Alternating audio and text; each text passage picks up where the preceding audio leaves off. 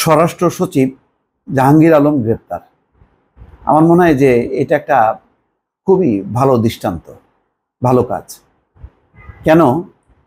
আমাদের এই প্রশাসনের যারা ঊর্ধ্বতন পর্যায়ের কর্মকর্তা আছেন, সচিব পর্যায়ের, তারা এক পর্যায়ে রাজনীতিকদের মতন আচরণ করেন। আর গত 15 বছরে তো প্রশাসন, পুলিশ কোনো কিছু আলাদা কিছু ছিল না, এরা একেবারে দলের সাথে একাট্টা হয়ে গিয়েছিল। আর জাহাঙ্গীর আলম বিশেষ করে তার বিশেষ বৈশিষ্ট্য ছিল ওই আমিরামি নির্বাচনের সময় দায়িত্ব পালন করেছে। নির্বাচনের পরে গুরুত্বপূর্ণ মন্ত্রণালয়, স্বরাষ্ট্র মন্ত্রণালয় আবার সচিবও হয়েছে। চিন্তা করেন কি পরিমাণ দলকানা, যে একই সঙ্গে দুটি গুরুত্বপূর্ণ দায়িত্ব সে পালন করছে। নির্বাচনের সময় নির্বাচন কমিশনে, নির্বাচনের পরে হলো স্বরাষ্ট্র মন্ত্রণালয়ে উনি সচিব থাকছেন। এই সচিব থেকে ছাত্র আন্দোলন দমন করার যত পরিকল্পনা সমস্ত কিছু দিয়েছে।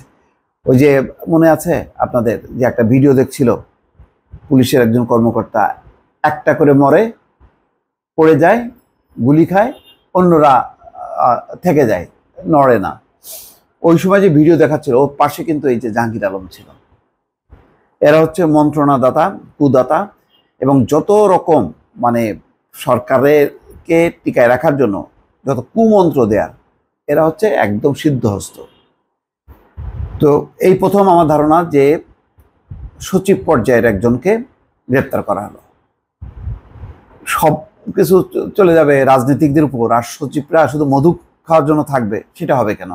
যে সচিবরা অপরাধের সঙ্গে জড়িত, তাদেরকে অবশ্যই শুধুমাত্র চাকরিচ্যুত করলাম বা ওএসডি করলাম এটি যথেষ্ট না। এখন তাদের ওই শাস্তির আওতায় আনতে হবে, যাতে ভবিষ্যতে কোনো সচিব কর্মকর্তা তারা তাদের যেই রাষ্ট্রের প্রতি যে দায়িত্ব, সেই দায়িত্বের বাইরে তারা কোনো দলের বা ব্যক্তির যাতে অনুগ্রহ ভাজন না হয়, এবং তাদের যাতে স্বার্থসিদ্ধির কাজে ব্যবহৃত না হয়।